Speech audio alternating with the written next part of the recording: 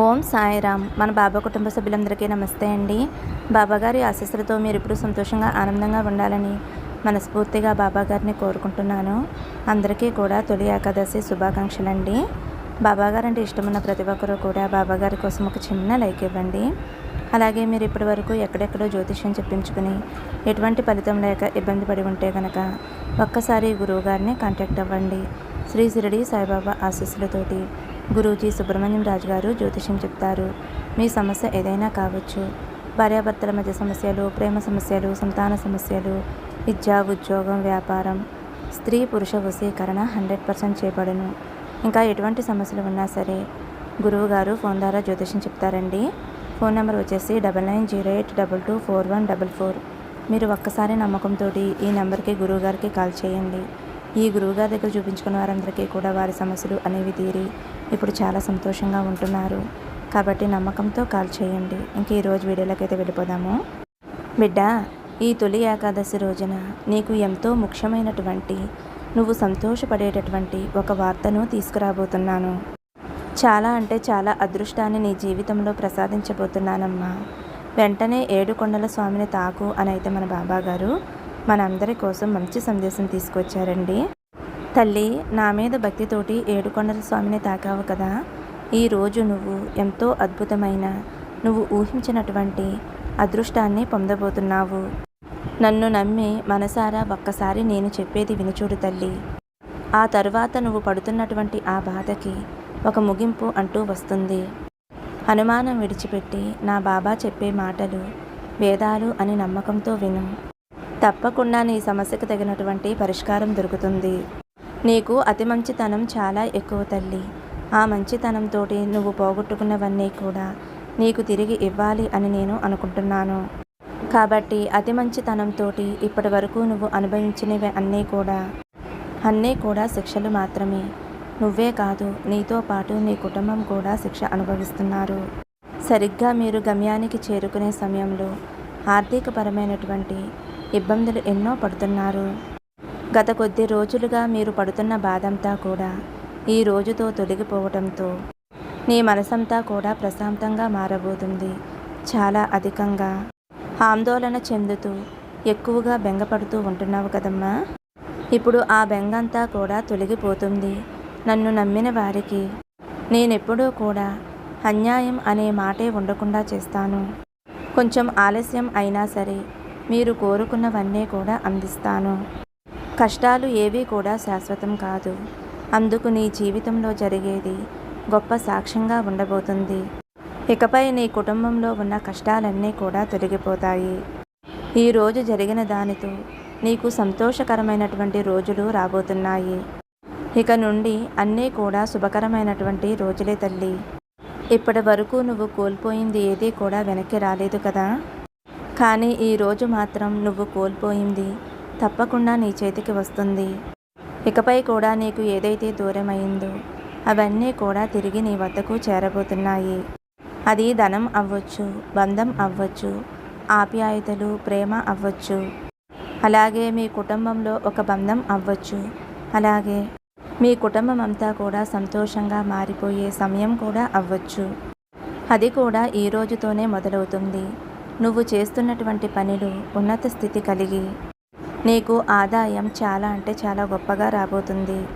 నువ్వు వేసుకున్నటువంటి ప్రణాళికలు అన్నీ కూడా చక్కగా అమలవుతాయి.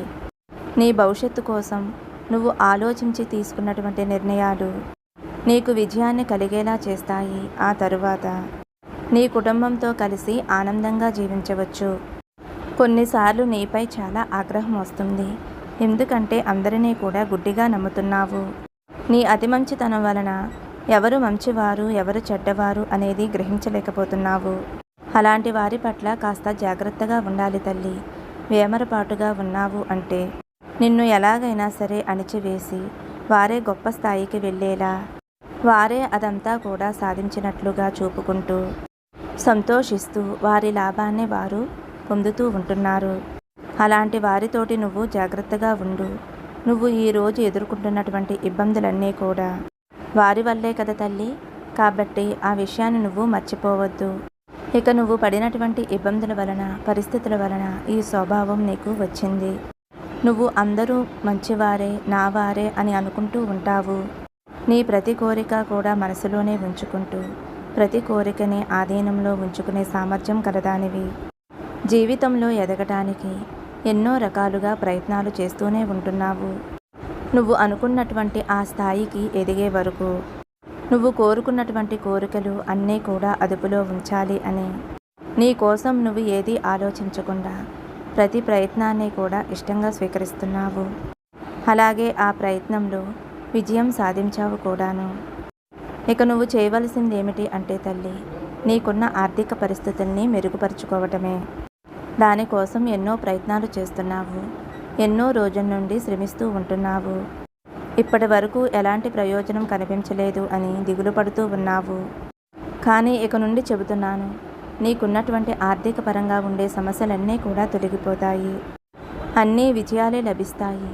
నువ్వు ఎలా అయితే జీవితాన్ని కలలు కన్నావో, వాటి కోసం నువ్వు ఏవైతే వదులుకున్నావో అవన్నీ కూడా పొందుతావు. నీలో ఉన్నటువంటి మంచి లక్షణం ఏమిటో తెలుసా తల్లి? నీ కళ్ళకు నచ్చినటువంటి ప్రతిదీ కూడా నువ్వు కావాలి అని ఎప్పుడూ కూడా కోరుకోవు. నీకు అది ఎంతవరకు లాభమో, ఎంతవరకు అవసరమో అనే దాని గురించి ఆలోచించి నీ మనసుని జాగ్రత్తగా అదుపులో ఉంచుకుంటూ స్థిమితంగా నిర్మలంగా ఉండగలుగుతున్నావు. అది నిన్ను అభినందించవలసినటువంటి విషయం తల్లి. ఇక మానవ జన్మ ఎత్తిన తర్వాత మనిషి కోరికలంటూ సహజంగానే ఉంటాయి కదా. అలాగే ఆ కోరిక నెరవేరినప్పుడు మనసుకి బాధ కూడా సహజంగానే ఉంటుంది. ఇప్పటి వరకు నీ మనసుకి ఎంతో బాధ కలిగింది. కానీ తల్లి, ఇక నుంచి నువ్వు బాధపడవలసిన అవసరం లేదు. నీకు ఆర్థికంగా అన్నీ సమకూరేలాగా ఒక వరం ఇస్తున్నాను తల్లి. అది కూడా ఈ పండుగ రోజు నుండి ఒక మంచి శుభసూచకాన్ని నీకు తెలియజేస్తాను. అవసరమైనవి, నీ కుటుంబానికి కావలసినవి అన్నీ కొనుక్కుని సంతోషంగా ఉండే లాభాన్ని నీకు ఇస్తాను. ఒక మంచి అదృష్టాన్ని నిన్ను వరించేలాగా నా ఆశీర్వాదం నీకు అందిస్తాను. కాబట్టి ఇక నుండి నువ్వు సంతోషంగా నీ కుటుంబంతో జీవించేలా ఒక గొప్ప వరాన్ని ఇస్తున్నాను. అది అందుకునేందుకు సిద్ధంగా ఉండు తల్లి. నీకు మరొకసారి చెబుతున్నాను విను తల్లి. నీ చుట్టూ ఉండే వారితో జాగ్రత్తగా ఉండు. అలాంటి వారిని కాస్త కనిపెట్టి ఉండు.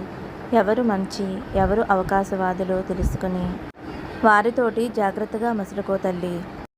అవకాశవాదులు ఎప్పుడూ కూడా నీ దగ్గర ఉన్న డబ్బుని, అలాగే నీ దగ్గర ఉన్న టాలెంట్ని ఉపయోగించుకొని అందుకు కావలసినవన్నీ కూడా వారు పొందిన తరువాత నిన్ను చాలా చులకనగా చూస్తారు.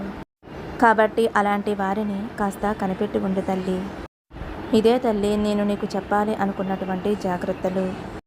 ఇక ఈరోజు నీకు గొప్ప అదృష్టం వరించేలా నిన్ను మనసారా దీవిస్తూ సంతోషంగా ఆనందంగా నీ కుటుంబంతో గడపాలి అని మనస్ఫూర్తిగా ఈ బాబా కోరుకుంటున్నాడమ్మా. ఏడుకొండల స్వామిని తాకావు కదమ్మా, ఇకపై నీ జీవితం అంతా కూడా ఆనందంతో సంతోషంతో నిండిపోతుంది. నీ జీవితంలో ఉన్న కష్టాలన్నీ తొలగిపోతాయి తల్లి అని అయితే మన బాబా గారు వెంకన్నబాబు తండ్రిని తాకిన వారి గురించి అయితే చాలా అంటే చాలా మంచి సందేశం అందించారండి. మరి ఈ సందేశం మీకు నచ్చితే ఒక చిన్న లైక్ ఇవ్వండి. సర్వే జన సుఖినో భవంతు. సమస్తం సద్గురు సాయినాథార్పణమస్తు. శుభం భవతు. జై సాయిరామ్.